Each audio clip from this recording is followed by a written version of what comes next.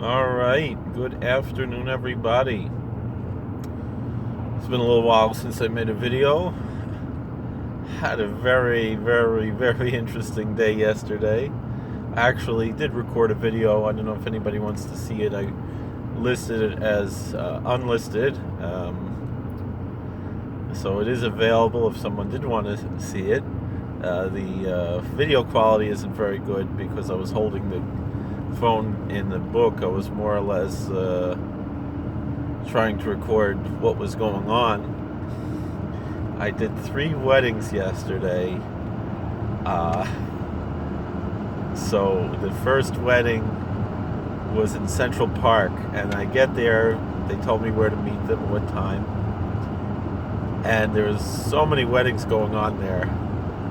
It's really interesting, and I went there. It was a very interesting type of wedding because the groom was Muslim from Pakistan, and the bride was Armenian Christian, so Orthodox Christian. And usually if I am performing a wedding for non-Jewish couples, I don't exactly dress like a rabbi. Or maybe I dress like how rabbis used to dress in England or even in America at one time. But not in my traditional clothing. And this wedding yesterday, the groom wrote to me. He said he wanted I should wear my Jewish clothes. So I went all out. I had not this hat, I have another hat, the same style but a little bit brighter hit, a wider brim. And I have a bekisha that has blue flowers on it. And I have my cane, and I have my tilip, my pelts. So a fur-lined Rizvolke, which is similar to how some of the Orthodox Christian clergy also have a similar fur-lined cassock. It's a very similar style, actually.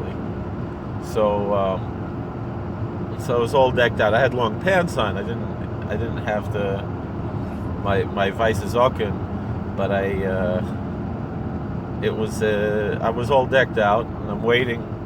There's so many weddings going on. Must have been 3 or 4 different weddings in the same general area. One ended, and then it was my turn, and the next one was. And so I recorded the ceremony that I made, which combined both Islamic and Christian elements into the ceremony.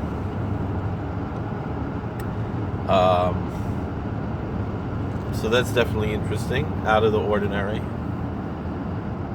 So I had 2 more weddings booked. One was supposed to be 2 hours after the other one was supposed to start in Brooklyn, and I figure it takes about 45 minutes to get from one place to the other. The first wedding started a little late, but that's to be expected. That's why I gave, more than enough time. And then I get there, I get to my car, and I realize, because I got to the Central Park a little early, I got a great parking spot. It reminded me of like how on Seinfeld, George got this parking spot, and he didn't want to give it up,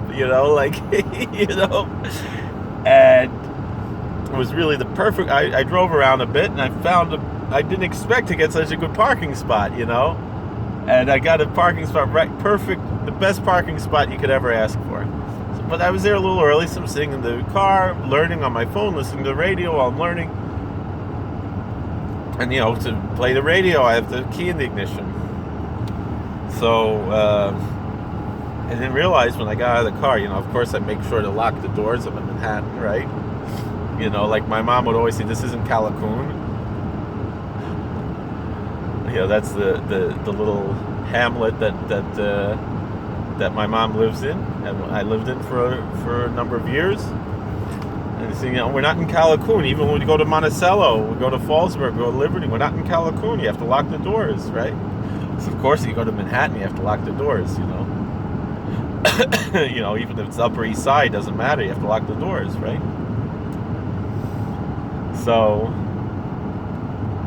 I was more scared, because I have all kinds of pro-American bumper stickers, and pro our current president, who we hope and pray will continue to be president at some time, whether immediately or later, and we hope it'll even be possible later. In any event, which I think if we don't fix this now, who knows what the future could hold. In any event,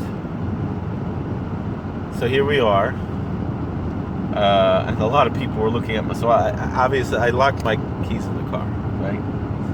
So I had to call Chavayrim, and they came. Took about a half hour, to come, and it was some, Bochrim looked like maybe in Galite, wer weiß Hand, they looked like Bukhrim, I don't know, but I don't know if they allow Bukhrim and the Chavayrim, so maybe they're in Galite, I don't know. A young Chussin, something, I don't know. So they came and they opened up and they got me out, 1, 2, 3. It was very quick. It was the other time, a few months ago, I had the same thing happen in Jersey. It took a little bit longer, but this was very quick. And it was funny, in Jersey I gave them a few dollars because I just did a wedding, and this time they wouldn't. I tried to give them money. No, they ran away. They wouldn't take my money. So this second wedding that was supposed to be at 3 o'clock in Brooklyn, Sheepshead Bay, they were like Russian Orthodox Christians. I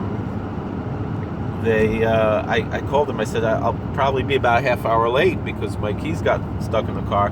The wedding was supposed to be last Thursday, and they switched it to this Sunday. And I asked them. I said, "Do you want to do it at 3 o'clock on Zoom or 3:30 in person?" They said, "So we'll keep it 3 o'clock. We'll do on Zoom." And I apologized. So they said, "No, it's fine." And that's what happened there. And then I had another wedding was supposed to be on Zoom, and they were in Manhattan. 5 o'clock, 5 minutes to 5, I'm already in the Zoom, talking to them already. In the middle of talking, my phone died. It was plugged in, but it reset itself, it erased everything. This happens every now and then on my phone. I should probably get a new phone, but this phone, it works good enough, So once in a while I have a problem, I can still make a video, it's all min hashamayim, nothing to complain about. It's just interesting, And I was so upset because it's Mamash Echil Hashem. So then, but what happened was, people know, I published a book recently that I translated, and some people have the book that I translated from the Kalavar Rebbe Shlita. And one of the Gaboyim, they called me. So I'm in Monsey now. The first they called me, they were in my neighborhood. They were in Swan Lake. I said, I'm already. They called me. I'm on my way down to Manhattan. I said, I'm already past Wurtsboro. And I have an appointment. I can't turn around. Come to Swan Lake. But and I said, where are you in Swan Lake? They said which country they were. I said, I was there Friday. I went to the mikveh there. I go to mikveh almost every Friday in that colony, not the bungalow colony, the nice houses, that development. And so it's always good. So I could have said, but anyway, so I'm there, and the Gaba, his brother, had a smartphone, so I was able to get into my Gmail, get into Zoom, and I did the wedding. It was 25 minutes late, but we did it. I was so embarrassed, but we did it, and I was always good. But at least then, it was in the apartment. It was better lighting and everything instead of doing it in the car. So that was the story. That was what we had there. So anyway,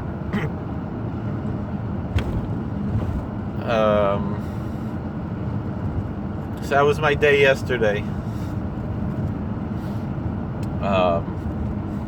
I don't know why I'm telling you. The only lesson is that it's all hashgacha pratis. God runs the world. We all have these days sometimes, and I'm a horrible sinner.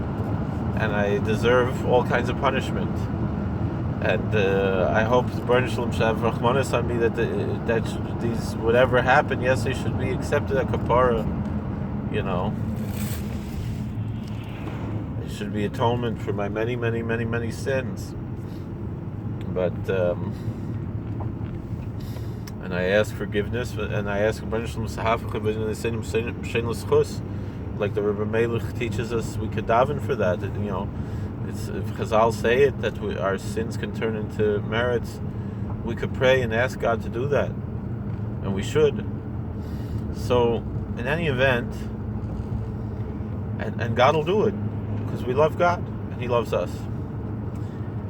So it's in any event, I told the third groom is someone who's interested in converting to Judaism. Well, neither he nor the bride were Jewish, but he wore a yarmulke for some reason for the ceremony, and the groom, he said, I told him, I said, you know, there's a story my wife always loves to tell of old Satmarov, the Heilige Rebbe. He was supposed to be Messiah Kedusha in the Chasana, and the Gaber of Yossel was gekim and Rebbe says shoin tzad. Rabbi Yossel Ashkenazi said, you know, Gaber there, the Rebbe's personal assistant, his secretary, he said, it's time for the wedding already. And then the Rebbe said, it's not time yet. He said, they're waiting for you. He said, all right, I'll come out, but it's not time yet. So he came out, and they came to look for the for the ring, because that's the central part of the wedding is the ring. And the groom drops the ring, and the Rebbe said, no, I knew it wasn't time yet. And then he said, okay, now it's time. So then he said, all right, look in the cuff of the groom's pants. That's where the ring is. And that's where it was, because it wasn't time. So God runs the world, and we have to be humble. And so too with everything going on in the world. We have to realize, I mean, all the people who I listen to, I'm saying tzaddikim, I'm saying Erlich Yidden, they're saying it's not going to be easy. You know, whatever happens, it's going to be the next year. It looks like it could be very tough. But you know what? There's a story from the Kedushas Levi, from the Heilige Berditchev Eruv. We all know the story, so we'll tell the story later.